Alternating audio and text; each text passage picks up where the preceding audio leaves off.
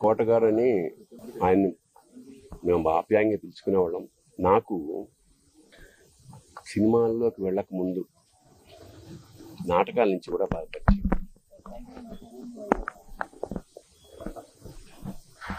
ఆయనతో కలిసి నాటకాలు వేసిన వాడిని నేను.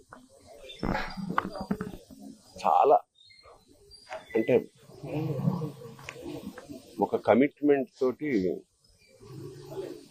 తపన ఉండేది విపరీతంగా. అంటే సినిమా యాక్టర్ అవుదాం అని ఎప్పుడు అనుకోలేదు.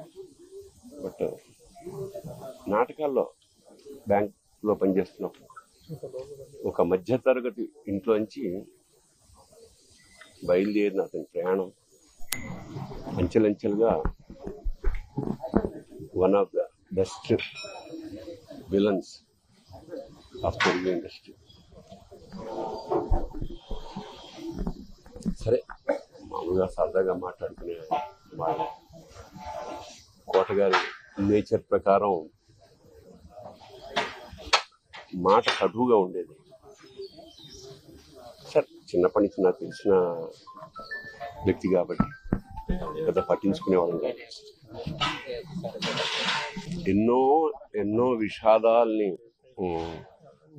దాటుకుంటూ మహోన్నత శిఖరానికంటే యావత్ భారతదేశం అతన్ని గుర్తించింది.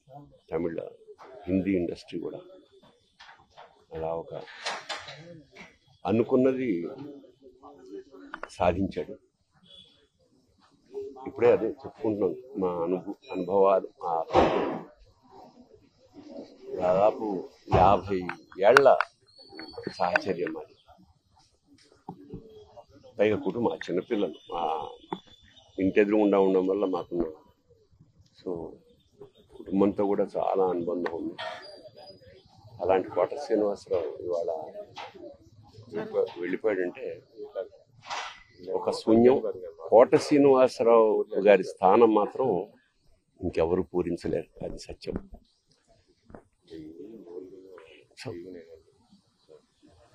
ఆయన మనశ్శాంతి, ఆయనకి ఆ పరమేశ్వరుడు ఆ కుటుంబానికి ఆయనకి మనశ్శాంతిని కలిగించాలని మనస్ఫూర్తిగా ప్రార్థిస్తూ, మాకు కూడా కొన్ని వందల వేల అనుభూతుల్ని మిగిల్చిన కోట ఇవాళ కూలిపోయింది.